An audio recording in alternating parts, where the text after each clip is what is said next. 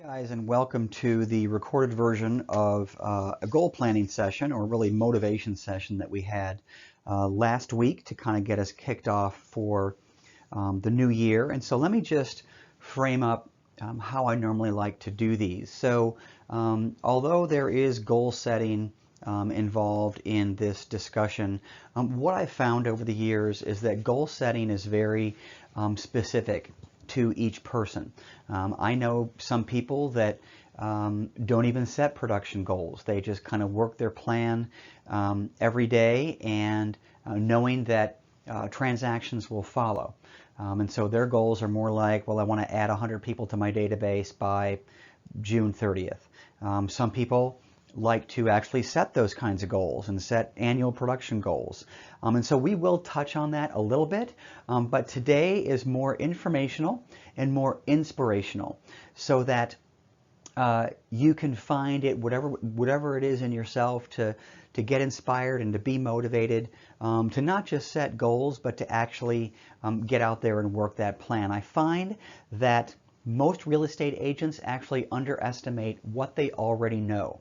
And so case in point, you need look no further than our own website to just download whatever business plan you could ever want to be successful in real estate. And I think that few could argue that really success in real estate relies on having relationships, and lots of them, and getting in front of as many people as you possibly can. And so again, today is going to be motivational in nature to help you kind of get to that point. So let's dive in. We're actually going to skip the technical review for right now, but let's look at market statistics. So this is just for Denton County, but Tarrant County and Collin County and Dallas County are very similar, and there's a couple of trends here that I want to point out. So the average sales price is just under $300,000. That was a little bit of a dip from prior year. The price per square foot is also just a little bit down, or I'd call it flat, to prior year at about $126 a square foot. The days on market is up pretty significantly at 49 days on market. Tarrant County, parts of Tarrant County and Dallas County are about the same, maybe even a little bit less. And so we all know that it kind of depends on what pockets of each of the cities that you go to kind of get this statistic. But don't be afraid to log into netris.net. So this might be where you get access to the MLS, or it can be. There are other ways to get to it, but this is one way. So go into www.netris.net, and once you log in, which should be your license number and password, you'll see icons or tiles for different applications. One is Matrix, so that's the MLS. The one next to it, I think, might be Realist, but the one next to that is a tile called Trends. And all this information on this screen comes from that icon. It is awesome. It's not over-architected. There's just enough information on there to be dangerous. Really helps you guys with both buyers and sellers, because it honestly does give you all the trends in all these metrics for towns, counties, zip codes, and the like. So take a look at that when you have a chance. But moving forward, month supply 2.9%. That's up about 16%. We're still hovering around the 3-month supply mark, which is good for this market. Of course, it means the market's somewhat stable. There obviously still is not enough supply out there, but we're going to talk about the builder factor in a second. But that's a pretty good benchmark. Homes for sale were up 12%. New listings were up 0.5%. And then closed sales, which is really what you kind of want to use as the barometer for how the housing industry is doing, was up 3.5%. So this is for the rolling 12 months. And you can slice and dice that information in this way in trends. So why is that important? Because I ran this information in January for the prior rolling 12 months, which would have been the prior January through December. So this encompasses all of 2019. So if you invested in something with money that you wanted to see appreciate, 3.5% would be okay, right? And so if it were a savings account or some kind of 401k, you would expect an appreciation of 3.5%, 4.5%, maybe 5.5%. So this is a good growth. And I say that because it's not too much and it's not too little. It really indicates to me that the housing market is stable. So what does this look like moving forward? Well, I would say that there's probably going to be an interest rate stability. So there is no indication that there are any major swings in interest rates. There still is going to be an affordability issue. Overpriced homes potentially, but more and more people are finding it difficult to get into that first home. So what do? You have to go where the affordable inventory is. Sometimes that means build a new home. Sometimes that means you need to work out of your normal territory to find your buyer a home. Be mindful that TREC is very aware of competency.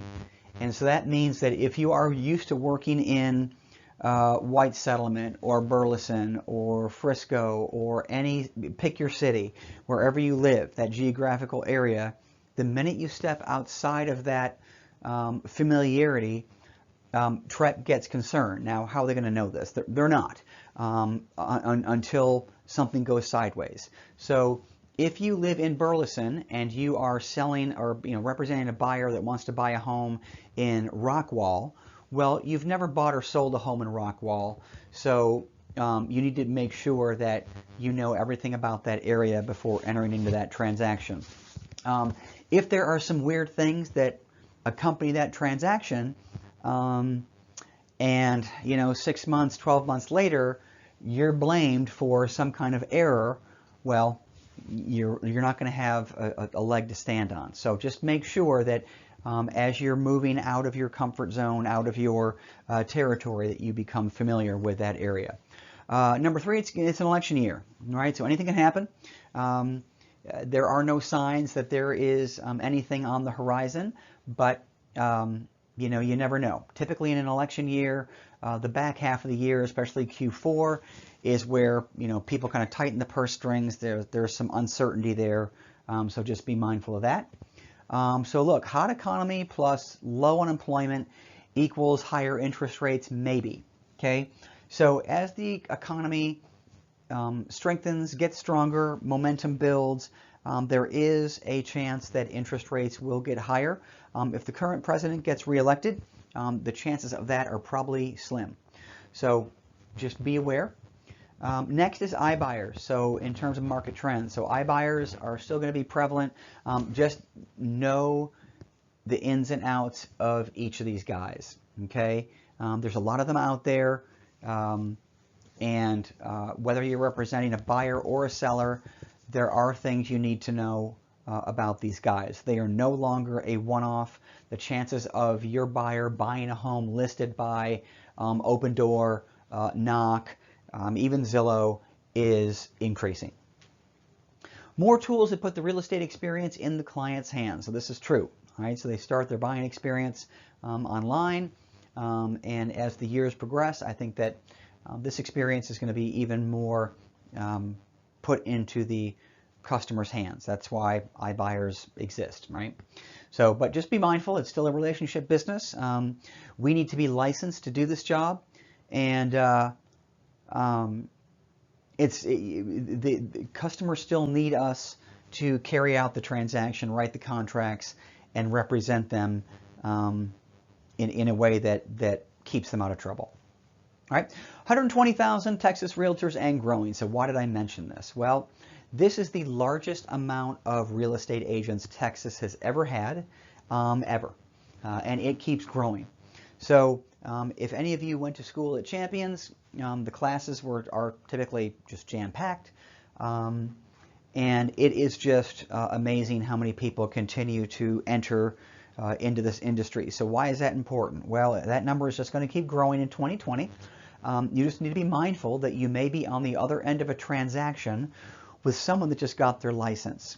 Okay, so the normal peaks and valleys of a real estate agent's career is that out of all the people that you went to school with, you know, a third won't do anything with the license, a third will struggle and drop out, and the other third will be in it for the long haul. So there's a large 66% of these guys that that are kind of on the fence, right? So just be mindful of that. Next is commercial real estate. So for those of you that do commercial, this industry will be slightly up, but could be impacted by things like world trade or anything geopolitically going on in the world. So just be mindful of that if you do commercial. And then lastly, there's a joke out there, okay boomer, and for those of you that are familiar with that joke, that's really just in here to say that the millennial generation is a large segment of the population, and they are no longer living in their parents' basements and are jobless. That is a stereotype. This is the segment of the population that are buying homes. They're obviously much more tech savvy.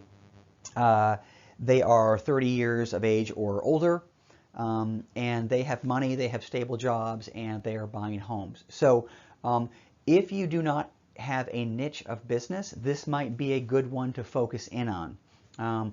There are dozens and dozens of articles and education you can consume with regards to how to be a real estate agent for this segment of business.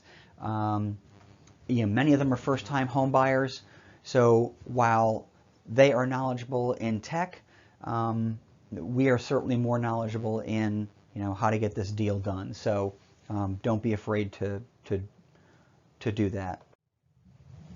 All right, so here's an interesting statistic. So I think I got this from the Texas A&M real estate, center of where it all happens, right? And so here are the trends for next year. So if you look at the housing starts for the entire state of Texas, let me just get a highlighter here. State's going to be up 10.3%, right? The Dallas-Fort Worth area is going to be up 8.7%. Sales up 4%. Price per square foot up 5.4%. This is an amazing amount of growth, especially, and this is new construction. So especially when you take a look at last year, where were we? Okay, so down 1.7 to prior year. 2018 was up just slightly 3.4% to prior year of 2017. So here is why that number is so significant, is that the reason the housing starts were lacking last year is that there's been this perpetual trend of labor shortage. And that's on a national level. In Texas, we're kind of insulated to some degree from a lot of what happens in the rest of the country, but we still suffered from that as well. So yes, materials, the cost of materials have increased over the years, but not prohibitively, not to a point that has completely choked off the flow of building homes. It's really been a labor shortage. And so there are various organizations out there that are actually throwing resources in the way of money to high schools to try and get people trained up to think about a career in home building. So a recent article I read stated that, plus also we don't think that the labor shortage is going to get any worse for 2020. It's just going to kind of level off. So I found that encouraging for 2020. 8.7% might be a little bit aggressive, but let's say it's 5%. Anything above prior year where it was negative is going to be good news. So again, if builder business is not a niche of yours, It should be in 2020. It clearly should be. And you know, to try and get in with the D.R. Hortons of the world and the Beazer Homes of the world is probably not a great strategy. But I did post something recently about how to get builder business in a much more strategic way, and lends itself to relationship building. So anyway, that is the trend on home starts. So how do we succeed for 2020? So the first is to play offense and not defense. Find your niche in this industry and do it really well. I know plenty of people that have made their money solely from expired listings, solely from open houses, solely from military families, solely from seniors, solely from first-time home buyers. So it is much less effective to take the shotgun approach and just hope that someone hires you. It is much more effective to specialize in one area or two areas and just work that plan over and over and over again. That is what will sustain business long term. You will be known as the senior housing expert. You'll be known as the military housing expert as examples. So don't be afraid to niche down. Know how iBuyers work and the pros and cons of each. We mentioned that earlier. Work your plan every day. End each day by assessing whether you moved your business forward that day, and are you closer to your goal. Okay, plug in always into real estate. Read, attend seminars, take advantage of coaching. We offer free coaching here at White Rock. Office training, preview homes, go for the ask for business. Okay, so if you find yourself in your day or in your week with some downtime and you sense that you should be doing something, but you've run out of people to call, as an example, go preview homes. Go on YouTube and research real estate. You will find something to consume. If you're not a reader, you know, again, go to YouTube, go to video-centric places where you can get inspired. It is important to stay plugged in. Log into the MLS and start researching neighborhoods that you're not familiar with. You know, look at expired listings. There's a, you know, you probably know this. There's a box on the MLS just for expired listings. There's a reason for that. It's because it's been proven that they are a great source of business. Do you do expireds today? If not, use that time to go into the MLS to research that. Okay, temper sellers' expectations. Okay, so I think the economy and the real estate market is pretty much leveled off. Homes are not flying off the market the way they did several years ago, but sellers don't necessarily realize that. So if they haven't sold their home in the past 5 to 10 years, why would they? So it is up to us as sales professionals to make sure that they understand what the market conditions really are. And then, as I mentioned before, focus on builder relationships.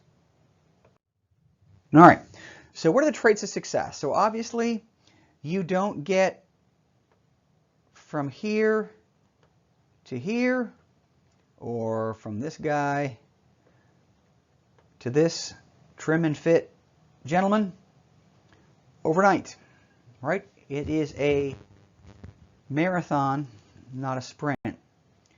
And so I saw this meme on Facebook at around New Year's. I thought it was hysterical. You know, let me guess, you're gonna cut all the toxic people out of your life, go to the gym, make more money, and focus on you in 2020. Like this is supposed to be groundbreaking. And so what I normally found, you know, this happens every year. You see people post these things. I'm going to put my cell phone down more. I'm going to be less connected, and then, you know, you don't hear anything more about that. So when you think about goal setting,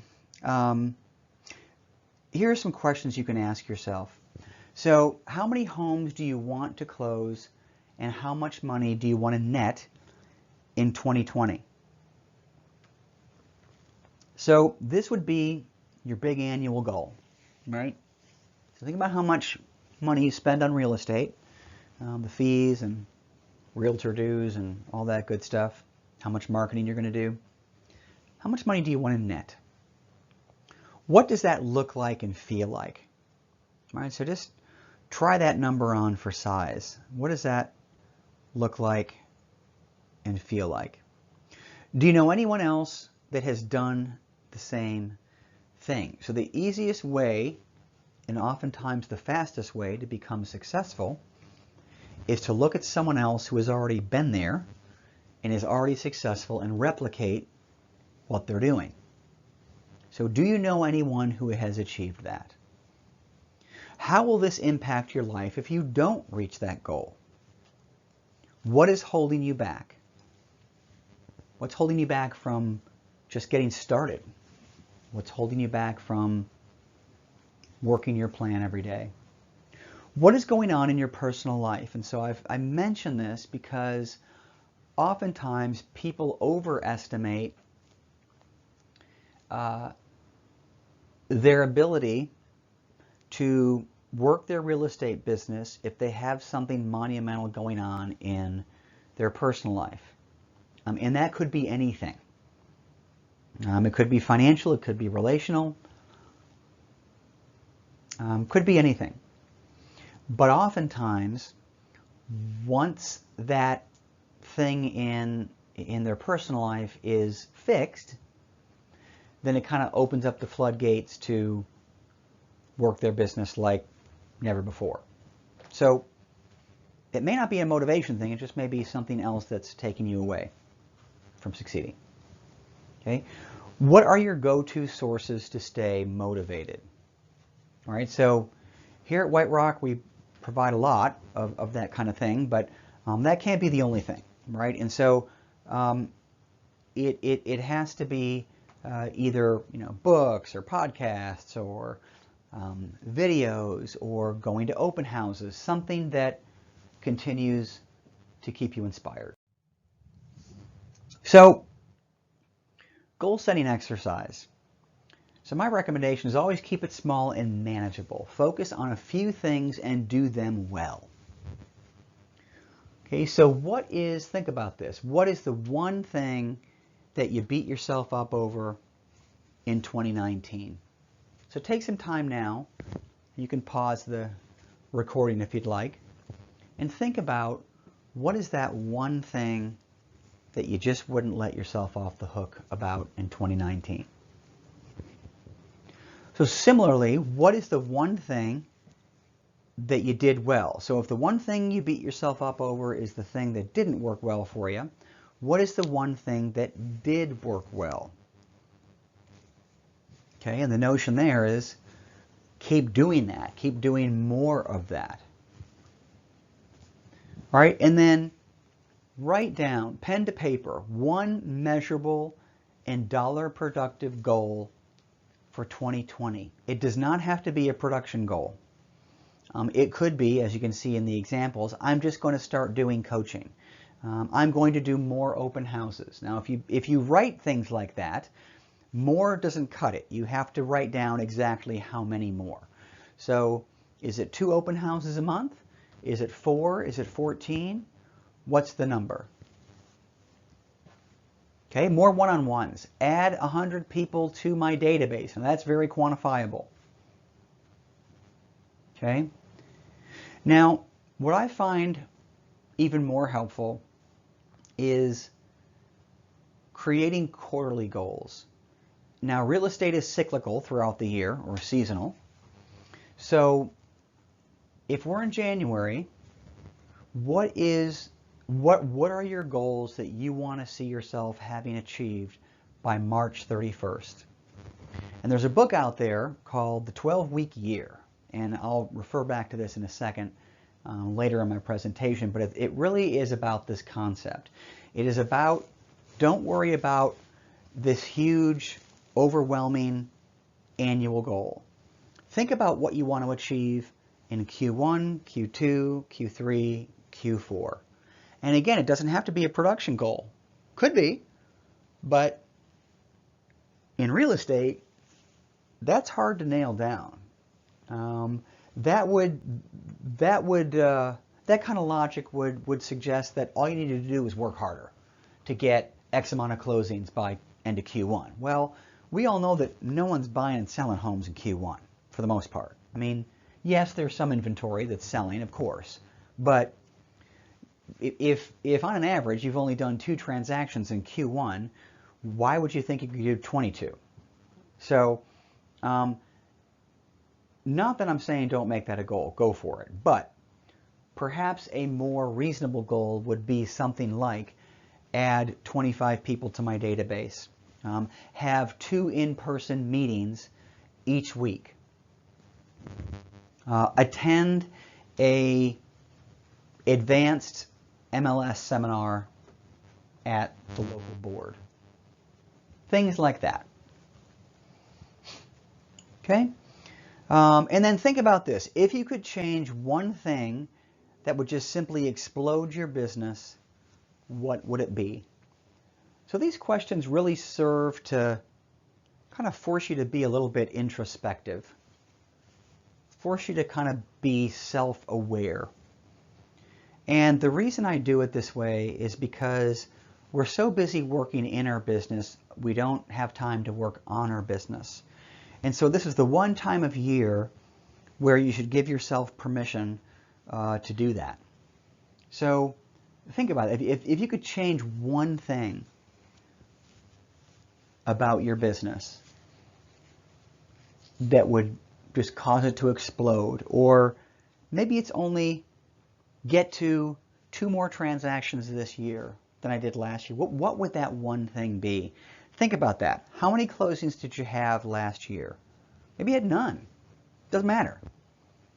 What would an additional 2 extra closings do for you for this year? If the average price of a home is $250,000, that's a $7,500 commission. That's $15,000 extra that you would have. That's a pretty good little bonus. So is there one thing that would create that situation? Could it be one more open house? Could it be working with expireds?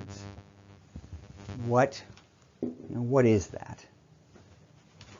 Okay, so give these things some thought.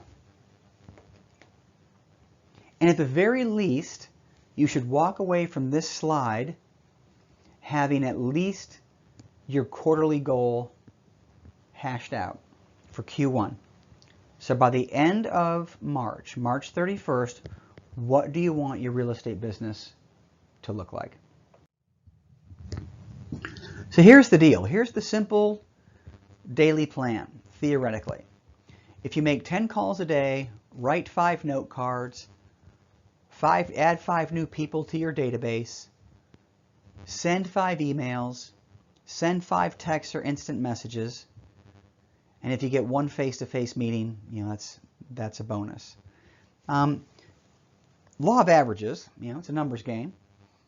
You're going to get business if you do this, but this requires steadfast commitment every day, right? I am a little bit like this, but I'm a little bit of a hybrid between this and knowing that I need some downtime during each day and each week.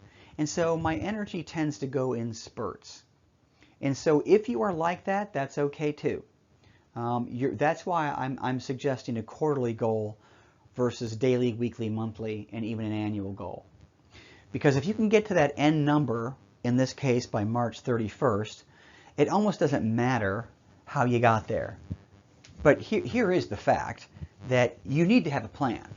So you need to have a plan like this that will get you to that quarterly goal, right? So without this, you're not going to get to your quarterly goal. You just can't wing it every day and hope that by March 31st, success is going to miraculously happen. Anyone that is successful will tell you. Ask them, how did you do 25 closings last year? They're not going to say, yeah, I don't know. All the stars were aligned. They're not going to say that. They're going to give you a step-by-step account of what they did each day, each week. Ask any successful agent that, and they will tell you what the plan is. And going down a rabbit hole real quick, but getting back to that point about success breeds success, a lot of people think that high producers aren't willing to share their secret sauce. They are, and I'm going to tell you why. Because the greatest compliment you can give someone is asking them, what is your opinion? Or what would you do? People are flattered beyond belief when you ask them that. So here is the deal though. The people that you see on Facebook bragging over the top every day about how successful they are typically not those people. They're also typically not as successful as they say they are. So just be mindful. Who are the people's names that you see the most in your area? We can ask each other. Again, we have a closed Facebook page. We're all successful in our own right. Ask, how are you doing that many closings? Okay? So, follow up on these goals. Review what we talked about in the previous slide monthly and quarterly, and set goals in these increments. Okay?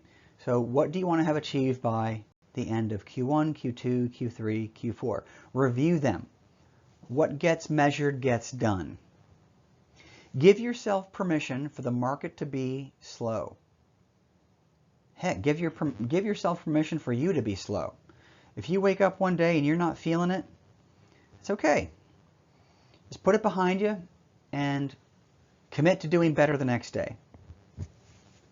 Give yourself permission to succeed. And then meet with me at some point. Doesn't have to be January, but it's never too late to put a plan into action.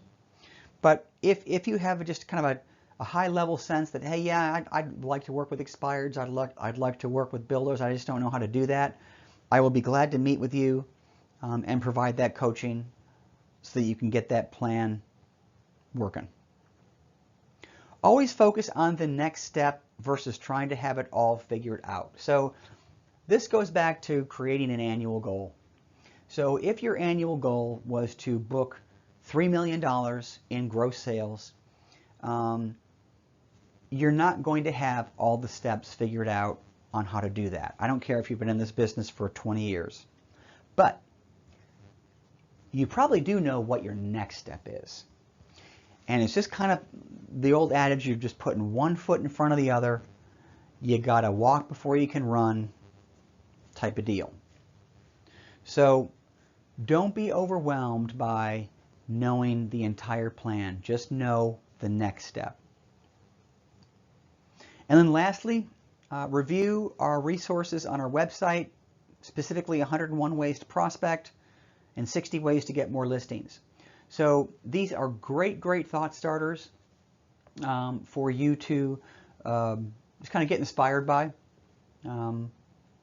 They provide great ideas to get out there and perhaps uncover sources of business that you've never thought of before. Now, mind you, before we move on, that website, whiterocktexas.net, that's the one that's password protected. Password is sell it now. Go to resources. That has dozens of other things beyond these two things that can help you build your business. There are things about expired listings, buyer-seller packets, buyer-seller presentations. Our in-house lender, our in-house title company is a huge resource to you guys. The lender will co-brand anything with you. And so please reach out to him, Stephen Jackson or Kimberly Jackson at Wallach & Volk. Their information is on our website. Anything and everything you could possibly want marketing-wise is there. Most of you know that I am not a big proponent of spending a lot of money in this business to get business. All right, so ways to stay inspired podcast. So here's a list of different podcasts that I've tuned into. If you like to consume content that way, I like to go to the gym every now and then, and I'll turn on one of these podcasts, and it's an easy listen. So these are some ones that are real estate related. Some aren't.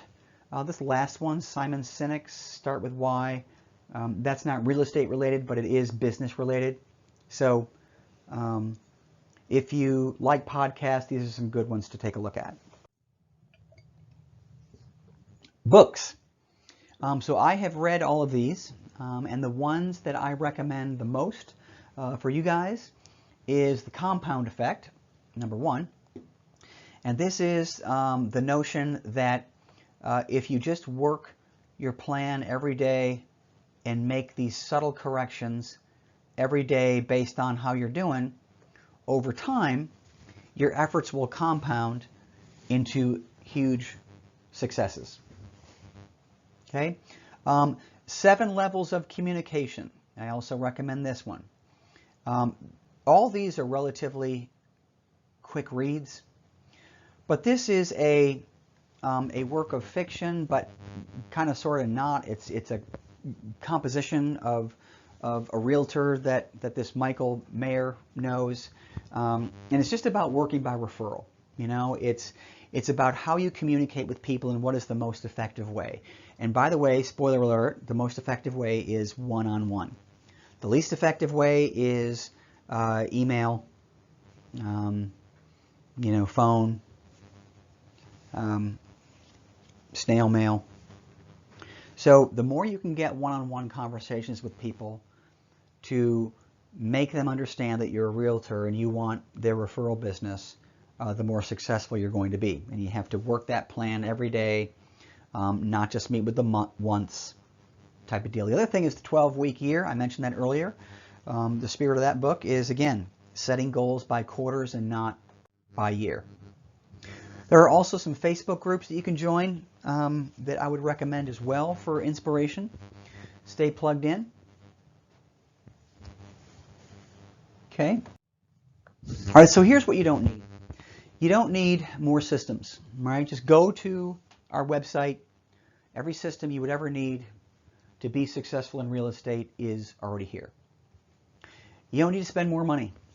Do not be drawn into technology or companies that want to quote unquote sell you leads. This zip code just opened. Better snatch it up before it gets stolen. The easiest way to be successful in real estate is through relationships. It's not the quickest way, but it is the easiest way because that is what builds business long term. So you don't need more paid leads. You don't need more classes and training on the mechanics of the business. Again, I think realtors underestimate what they already know. And you don't need more technology. You know, if it was a game about who created the best and slickest technology, that game would have been won a long time ago. Same goes for the guy with the biggest wallet is the most successful. That's not the case. Okay, so what you do need is resilience, the ability to get back up after you've been knocked down, after you've been discouraged. You need resourcefulness. You need to be able to solve problems in a way that no one else is solving them. The ability to dig for the answer, to be resourceful, to find out a way to solve a client's problem. You need intention. You need to wake up every day and intend to be successful, intend to work your business. And so by default, you need consistency. Right? You also need life balance.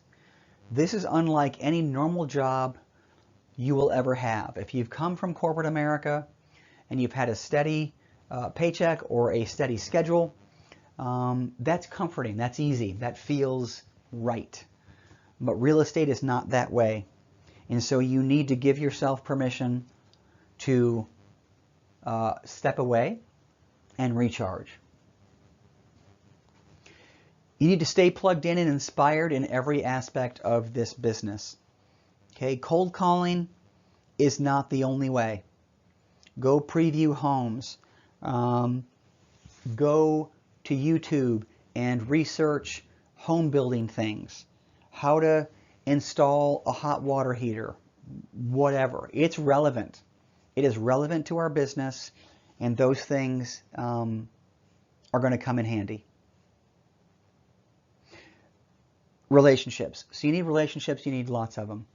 So you are always working against a 14 to 17 day cycle of people forgetting you. Okay, there's a statistic out there that says every 17 days people forget what you do. And that does not exclude your family and friends. We've all been there. You think that a family member or a friend knows you're in real estate, all of a sudden they're bragging on Facebook that they just bought a house and they didn't use you. So that is the reality of this business. So don't expect people to be loyal to you even if they do remember what you do.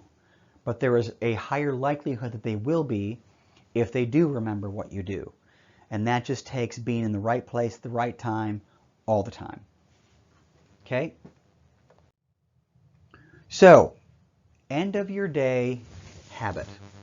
Write down, get into the habit of doing this. Write down what 3 things you did that day to get you just a little bit further in your business. Ask yourself, were they dollar productive? Should you feel good or bad about your results? And then strive to do a little bit better the next day. Because once the day is over, the day is over. If you fell short of where you thought you should be, it's okay. It is okay. This is me giving you permission to fail day in and day out. But you do need to wake up the next day and commit to doing a little bit better. Okay? It's a marathon, not a sprint.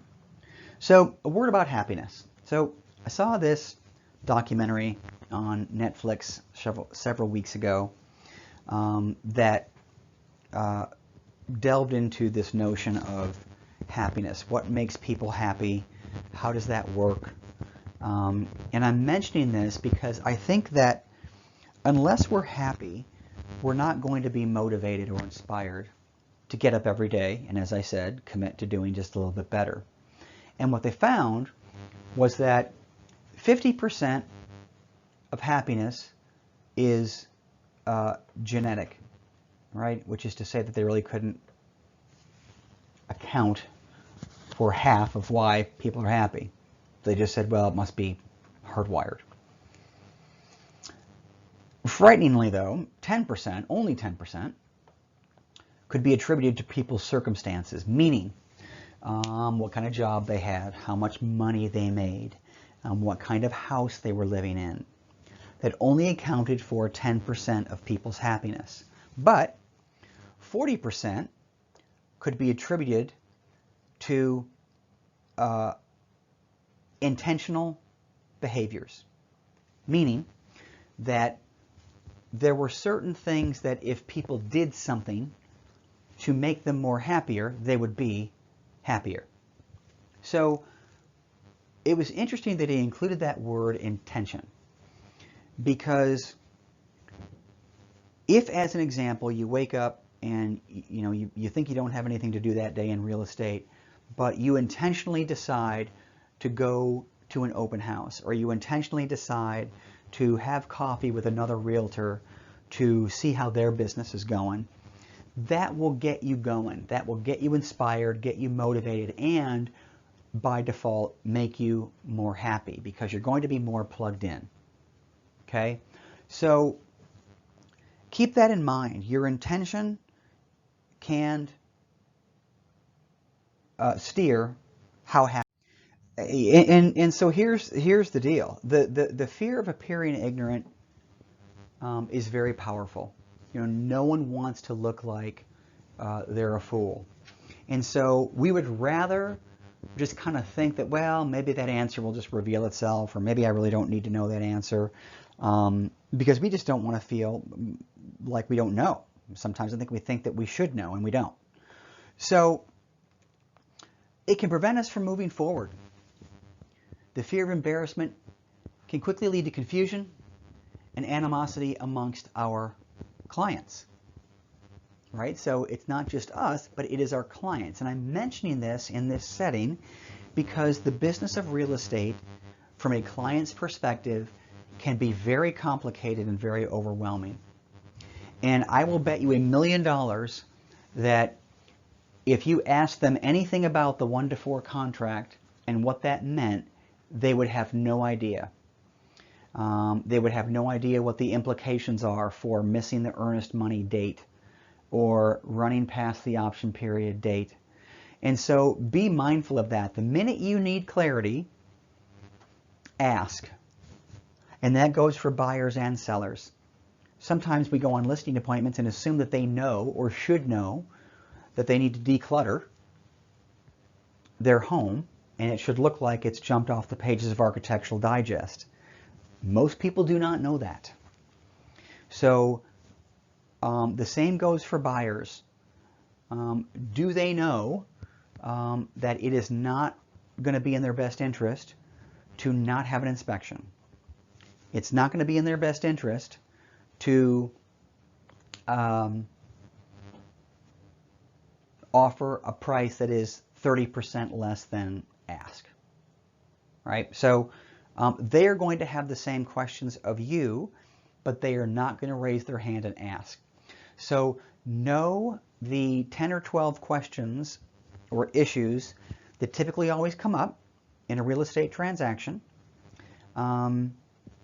and anticipate that they're not going to know the answers to that. Okay? Educate your clients to ask for clarity as well. All right, so where is the business for real estate in 2020? Short answer, it's everywhere. But does the public know that you're in real estate? Do you post on social media? Do you wear your name tag out in public? Are you making appointments with people that can influence your business? Your sphere of influence is awesome. If you've got past clients, those can be great referral sources. But I'll tell you another one that is it doesn't quickly come to mind for realtors, and that is vendor partners. And who is a vendor partner? It is someone, and I may even have this on here. Yeah, open houses, expireds, database, and that's the end of the presentation. But let me go back to vendors. So if you sync up with people that are in the real estate related business, those being roofers, HVAC people, handymen, plumbers, electricians, interior designers, people whose business it is to be in other people's homes all day long, are people that you want to connect with. Okay, you never know what kind of influence those people could have on their business. And here's the other situation, is that everyone I just mentioned is going to be a small business owner. They are dying for referral business as much as you are. So think about what your business would look like this time next year if you just had coffee once a month with an HVAC person, a plumber, an electrician, a handyman, a flooring person, as an example. That's 5. So imagine what your business would look like a year from now if you sat with them and asked them what they need from you. Right? So if you operate from a perspective of how can I help you, they're going to reciprocate and help you back.